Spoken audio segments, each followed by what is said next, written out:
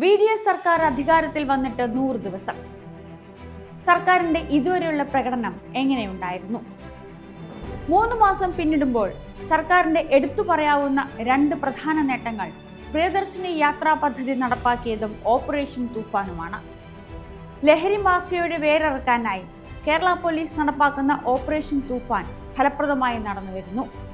സ്ത്രീകൾക്ക് സൗജന്യ യാത്ര പ്രഖ്യാപിച്ചുള്ള പ്രിയദർശിനി യാത്രാ പദ്ധതിയും ഉടനടി നടപ്പാക്കാൻ VDS സർക്കാരിന് കഴിഞ്ഞു. എന്തൊക്കെയാണ് 3 മാസം പിന്നിടുന്ന UDF സർക്കാരിന്റെ നേട്ടങ്ങളായി നമുക്ക് എടുത്തു പറയാൻ കഴിയുന്നത്?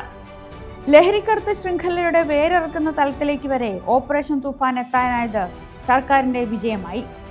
KSRTC ബസ്സുകളിൽ സ്ത്രീകൾക്ക് സൗജന്യ യാത്ര ഉറപ്പാക്കുന്ന പ്രിയദർശിനി പദ്ധതി നടപ്പാക്കിയത് കാര്യമായ പരാതികൾക്കും വിവാദങ്ങൾക്കുമൊന്നും ഇട നൽകാതെയാണ് എന്നതും നേട്ടം. 3 മാസത്തിനിടെ തന്നെ ഓണക്കാല വിപണിയിൽ അത്യാവശ്യ സാധനങ്ങളെല്ലാം ഉണ്ടെന്ന് ഉറപ്പിക്കാൻ സർക്കാരിന് കഴിഞ്ഞു. തെരഞ്ഞെടുപ്പ് കാലത്ത് വാഗ്ദാനം ചെയ്ത പോലെ സിൽവർ ലൈൻ പദ്ധതി ഉപേക്ഷിക്കാൻ തീരുമാനിച്ചു. ആദ്യ മന്ത്രിസഭാ യോഗത്തിൽ തന്നെ ആശാ വർക്കർമാരുടെ ശമ്പളം കൂട്ടാൻ തീരുമാനിച്ചു. അങ്കണവാടി വർക്കർമാരുടെ വേതനത്തിലും വർധനവ് വന്നു. കിഫ്ബിയെക്കുറിച്ച് പ്രതിപക്ഷ നേതാവായിരിക്കെ നിരവധി ആരോപണങ്ങൾ ഉന്നയിച്ച ആളാണ് ഇപ്പോഴത്തെ മുഖ്യമന്ത്രി. അധികാരമേറ്റ ഉടൻ തന്നെ പുനഃപരിശോധനയ്ക്ക് സമിതിയെ നിയോഗിക്കാൻ സർക്കാർ തീരുമാനിച്ചു. ആരോപണങ്ങൾ അന്വേഷിക്കാൻ നടപടികളെടുത്തു. പ്രിയദർശിനി പദ്ധതി ഫലപ്രദമായി നടപ്പാക്കി പ്രഖ്യാപിച്ചതിനാണ് അവരുടെ പ്രകടന പത്രികയിൽ ഉണ്ടായിരുന്ന ഒന്നാണ്. അത് ഫലപ്രദമായി പെട്ടെന്ന് നടപ്പാക്കി എന്ന് പറയുമ്പോൾ തന്നെ മറുവശത്ത് മുൻ മുഖ്യമന്ത്രി ഉമ്മൻചാണ്ടിയുടെ പേരിലുള്ള ഇൻഷുറൻസ് പദ്ധതി നടപ്പാക്കുന്നതിൽ ആ വേഗം ഉണ്ടായില്ല എന്നത് പറയാതെ വയ്യ. സർക്കാരിന് എവിടെയൊക്കെയാണ് മെല്ലെപ്പോക്കുണ്ടായത്? KPCCക്ക് പുതിയ നേതൃത്വം വരികയും പാർട്ടിയും സർക്കാരും തമ്മിലുള്ള ആശയവിനിമയം ഫലപ്രദമായി നടപ്പാക്കുകയും വേണം. അതിനുള്ള നടപടികളാണ് ഇനി ഉണ്ടാകേണ്ടത്.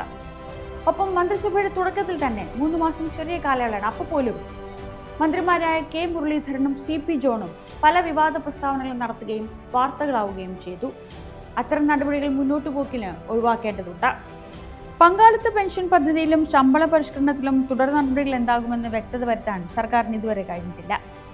ബോർഡുകളിലും കോർപ്പറേഷനുകളിലും മേധാവികളെ വയ്ക്കാൻ വൈകുന്നതും കോട്ടമാണ്.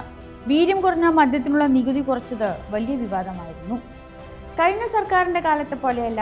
ഇപ്പോൾ എപ്പോൾ വേണമെങ്കിലും മുഖ്യമന്ത്രിയെ കാണാം, മന്ത്രിമാരെ കാണാം, പരാതികൾ പറയാം, ആവശ്യങ്ങൾ ഉന്നയിക്കാം. ഇതൊരു വലിയ നേട്ടമായി സവിശേഷതയായി UDF ഉയർത്തിക്കാട്ടുന്നുണ്ട്.